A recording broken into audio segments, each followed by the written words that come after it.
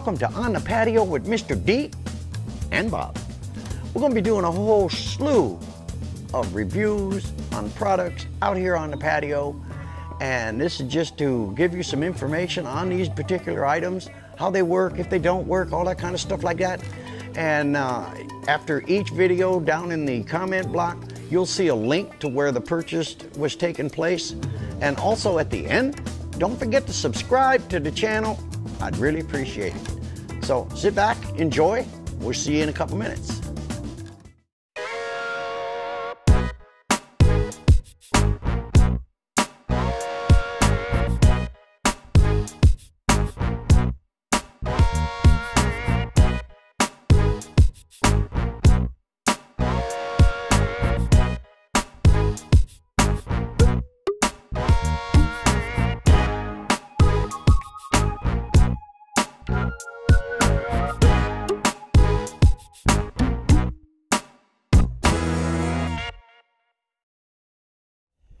Well, here we are at the last leg of the sub $1,000 Bridge Camera Shootout.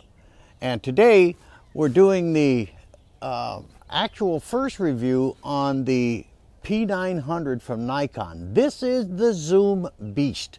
This thing zooms out 2,000 millimeters. Unbelievable. Out of the 6 cameras, 2 of them have already failed. One based on image quality, it was absolutely horrible. And the other one, the Sony, failed because of mechanical problems. The thing kept breaking. I actually got 2 cameras of the same model, and both of them failed out in the field. It would fail to retract, and then it would fail to shut off. I'd have to pull the battery out, put the battery back in to get it to fire back up. It was horrible. So I got rid of that one. I'll put the model numbers here up on the screen. So what's left now is the P900, the Lumix, the Canon SX60, and, believe it or not, the Canon 530. That's what's left in this shootout. So what we're going to do now is go ahead and finish up the shootout between these last 4 cameras and find out which one has the best image quality, which one has the best zoom, which one has the best saturation and color, all of those things. And then right at the end, we'll do a wrap up and give you the winner. And we'll see you in a little while. Okay, here's the video test. And we're testing out all of these video cameras all at the same time. I have no idea what their audio is going to sound like, but I'll be able to separate each one of them on this clip and determine which one is the best. Now, the Lumix has an advantage. It can shoot 4K. The other 3 contenders here cannot. They can shoot 1080p, and I think the Nikon P900 can shoot 1080p at 60. I believe the Canon SX60 can shoot 1080p at 60, but the 530 can shoot 1080p at 30. So that's the setup right now. And we're doing the video on this and a video test, so we'll see how that works out when we get back.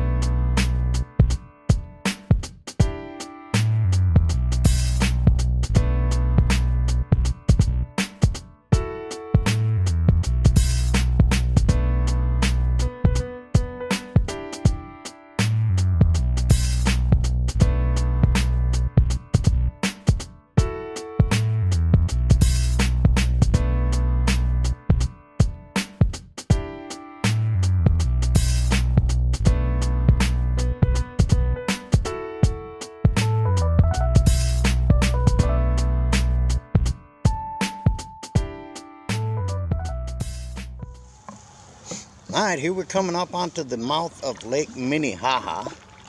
Again, doing a quick video test.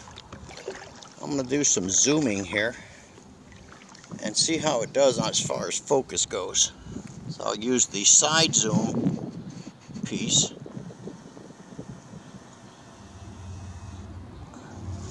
See how long it takes to get focused in. Okay, I think we'll focus in on that sign.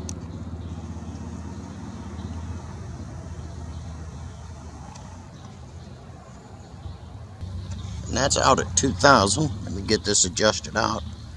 And that's all the way across the lake at 2,000 millimeters. So I'll zoom back out.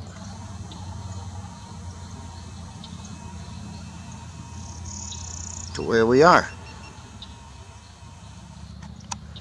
And that should give you a good test on how the zoom works on this thing. I stayed in the optical zoom range up to 2,000 millimeters, but you can take it all the way out to 8,000. But the image quality really goes to crap quick. Now here I'm hand holding it and zooming it out all the way. I'm even going to go into optical. I mean into digital zoom. Now let's go to digital zoom.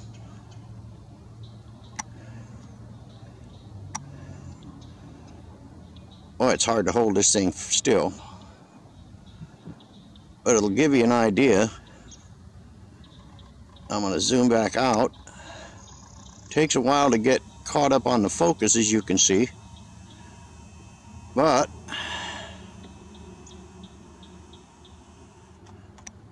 I had this all the way out to 8,000. That's digital zoom.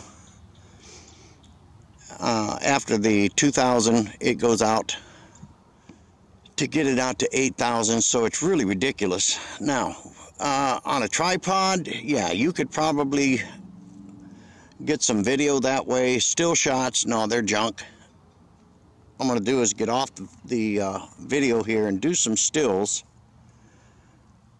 and see how far I can get these zoomed out.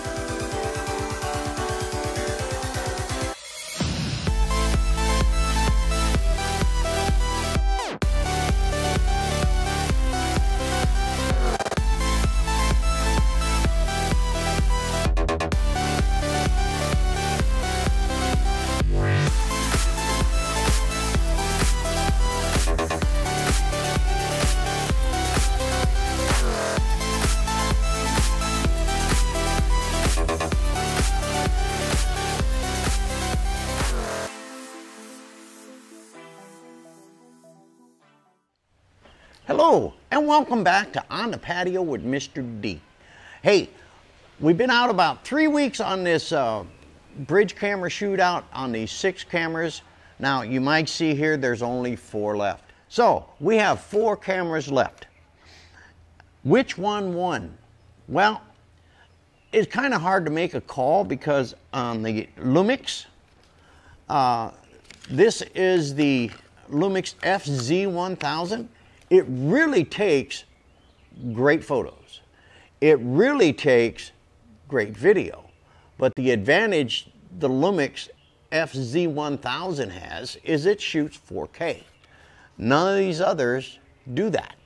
So there's an advantage there. So if I'm going to call a winner for video quality, it's got to be the Lumix FZ1000. However, Its major shortcoming is the focal length. If you're doing wildlife photography and stuff like that, you got to be able to reach out there. And this just doesn't reach. It's only got a 400 millimeter reach. And as you can see in the comparison photos during the video here, it just didn't make the cut. Now, if you're shooting something real close up, like a bird or something like that, that's say 50 feet away. All right, the 400 does pretty good. The focal length for what I do just didn't make the cut. But the image quality is good, and the video quality, being it's 4K, is exceptional. The audio quality, it's actually pretty good. I was surprised, but it has dual microphones up here. So this is a good bet if you're not trying to reach out a long way, like, you know, 1,000 millimeters or something like that. If you're doing nature photography and you want to shoot some birding and stuff like that, this is not a birding camera. The next camera I want to look at is the Canon SX530. Now, this camera really surprised me. Now, it does have a lot of shortcomings. One of the biggest shortcomings is the video quality is absolutely horrible, and their audio is really bad. However, their image quality is actually exceptional. And the one thing that I liked about this thing has an optical zoom of 50x, and it has the close-up buttons here. So if you lose tracking of what you're trying to shoot at, you can hit that, reline it up, and recompose your shot, and then let go, and it'll zoom it back out where you were. That's a cool feature. However, a not so cool feature here is there's no viewfinder here. There's no EVF. Now, having an electronic viewfinder really pays off big if you're in bright sunny days and you're getting glare off the LCD screen. There you're looking at some real situations to where you really can't get your shot composed correctly, and not having a viewfinder is a real shortcoming. The next camera I want to talk about is this was and has been for quite some time my go-to camera for kayaking. It has an EVF. This is the Canon SX60. It has a 65x optical zoom. It does have EIF. It has an articulating screen, which the SX530 does not. It's fixed. So this has an articulating screen, and when you're doing wildlife photography and landscape photography, and some of your positioning, you're maybe on a tripod and it's really low to the ground, and you have to crawl on the ground just to get the shot composed right to see it. Having an articulating screen really pays off in the long run. The audio quality on this is not bad, but it's not that good. The video quality is okay. It's not great, but it's acceptable. It has, and you have seen in this video prior to this what the video quality was. Now it does have dual microphones up on top, and this is actually a really, really good camera. In fact, if I'm going to put it into a classification as far as the shootout goes, right now it's number 2. The next camera I want to talk about, which literally just blew me away. I had a lot of guys tell me, hey Dale, try out the P900. This thing is a 83x optical zoom camera with articulating screen. It has an EVF, a pop-up flash, but this thing reaches out 2,000 millimeters, and trust me, mounted on a tripod is kind of a must when you're out that far, because you can get movement really, really easy. But the image quality at 2,000 millimeters, and I'm going to show you at the end here, was absolutely exceptional for a Bridge camera. Now, they all have their same shortcomings. They all have limited shutter speeds. They all have limited f-stop. Most of them stop at f8, and that's as far as you can go. So if you're trying to get a clear background where you're shooting at f16 or something like that, none of these Bridge cameras will do that. So let's look at the final results here, and we'll wrap this thing all up. We had 6 Bridge cameras that we tested. Out of the 6, 2 of them failed. We have 4 left. So I guess it comes down to, what are you looking for? What are you trying to shoot? If it's landscape photography with some minimal wildlife photography, but video, the Lumix FZ1000 wins hands down. The image quality is good. The video quality is excellent. The audio quality is excellent. However, it has its shortcomings. It has a limited f-stop, again, to f8, like all the rest of them. It has a lot of programmable stuff that you can use. It has a pretty good high shutter speed rate. But the key on this one is the audio and 4K video ability.